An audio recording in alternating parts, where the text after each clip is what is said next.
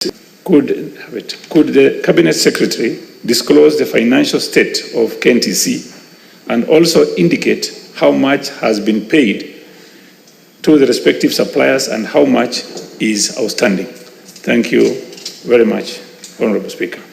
The financial performance for KNTC over the past years in terms of net income, 2022-2023 is at 67 million. The previous year was 96 million. That is 2021-2022, and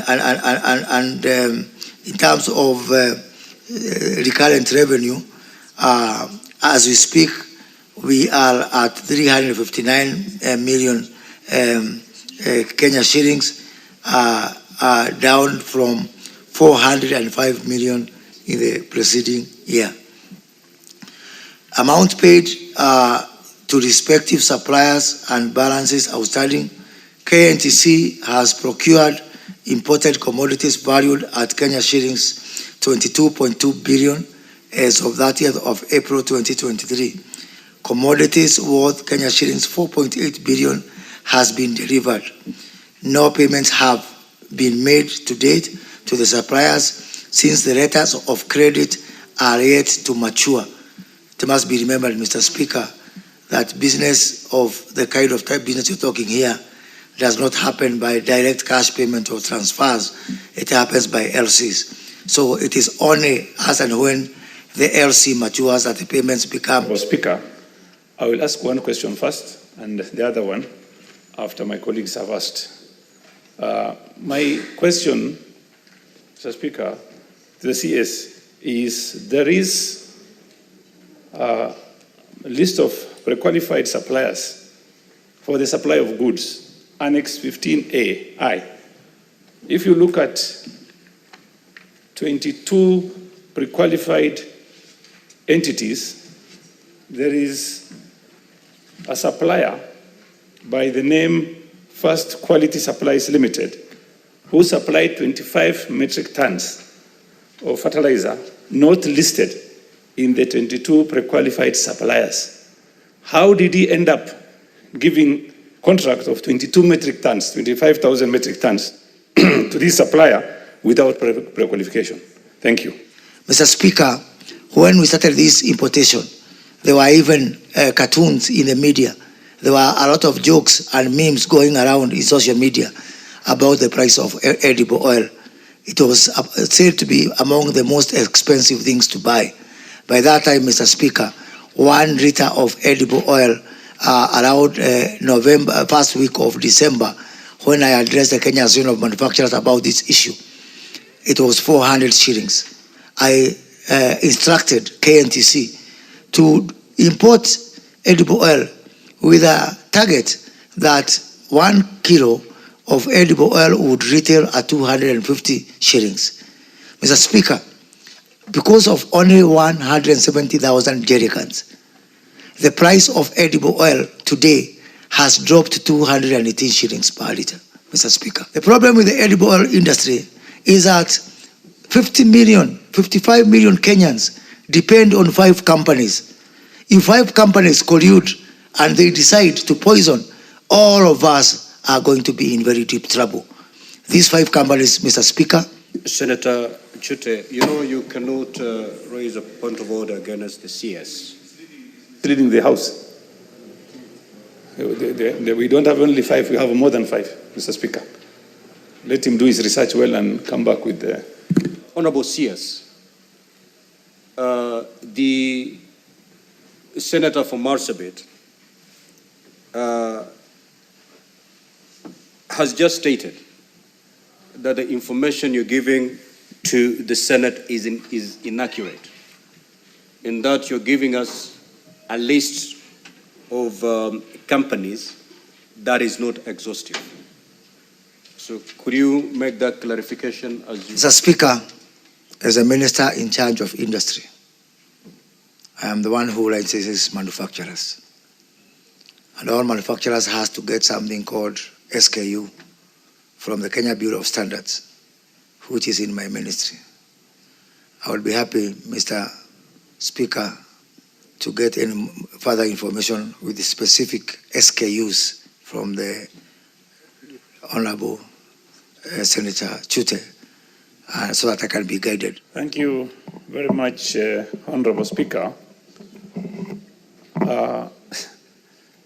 Honorable Speaker, this question has a lot of interest, and I am requesting, if possible, Mr. Speaker, let me ask my question first. The last question is to the Cabinet Secretary. There is a company called Palmer Holdings Limited, which was allocated with 30,000 metric tons of rice, 12,500 metric tons of oil, beans, 20,000 metric tons.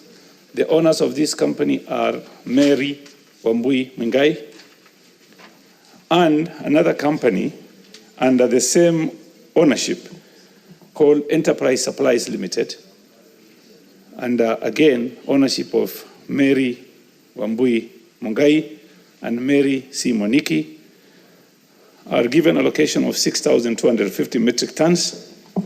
My question is, there are many Kenyans who can supply these commodities. Why only allocate many and huge supplies to this particular person and particular company? And Mr. Speaker, I said earlier, the CS is misleading this House. We have got 13 suppliers, manufacturers of oil. If you give me... What is your point of order, Senator Chirange? I raise pursuant to Standing Order number 98, and the second order is escaping my attention. Senator Chute, while I appreciate the very heavy question he's asking, he has mentioned the name Mary C. Wangui. As per the standing orders, you don't discuss somebody who cannot defend themselves. Mr. Speaker, would the Senator kindly withdraw the mentioning of name Mary C. Wambui and substitute with the corporate name of those companies so that we can proceed? The Senator's question correctly. I think he proceeded to state the company and the directorship and pose the question, why should large quantities of supplies be given to only these companies?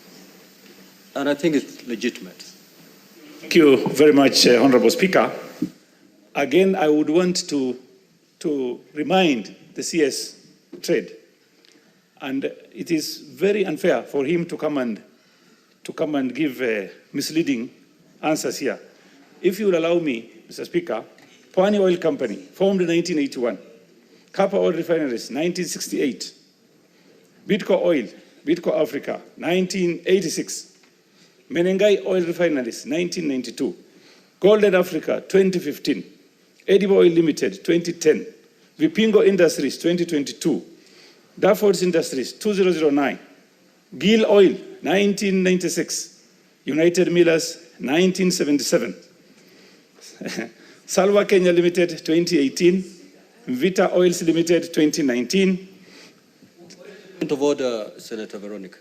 My colleague, Senator Chute, begins his sentence by saying that the minister has brought misleading information, while in actual fact there is no evidence to that effect. I think if he wants to address his issues, he can pose the questions. I think that's the opportunity granted to him, and leave the minister to answer, unless he has evidence to show that what is being provided by the minister is misleading. I haven't seen any evidence yet presented to you, Mr. Speaker, or to your desk, to show that the minister has been answering to mislead the House. So I don't know why he's taking that direction. You see, I represent Kenyans here. And when a CS comes before us and gives us a misleading answer, and I'm saying it again, because I even cautioned him earlier. I said, we don't have only 5. Now we have 30. Sorry, because this is his docket. And what is your question?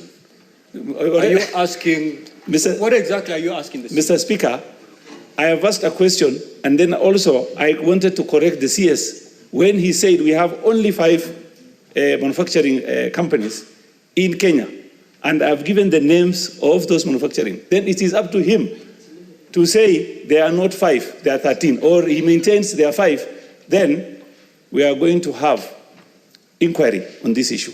Thank you, Mr. Speaker. On the question of the companies, I have got 2 short answers. One, I do not have the benefit because Senator Chute in his first question did not have the names of the companies. So I don't have the privilege of having access to the person who has sent those names to him right now subsequently. If I had, I would have prepared accordingly. So therefore, I'm happy to receive it as a written question that would need to be researched so that we can consult, because I do not have all my licensing, I do not have KEBS here, I do not have the people who would give me the kind of information rapidly like the one that who have maybe sent by SMS or WhatsApp to Senator Chute. And finally, assuming I'm wrong, assuming it is 13 companies, not 5, still 13 companies doing business at the exclusion of all other Kenyans is unfair and competitive, it will be illegal, and it is unethical. I submit.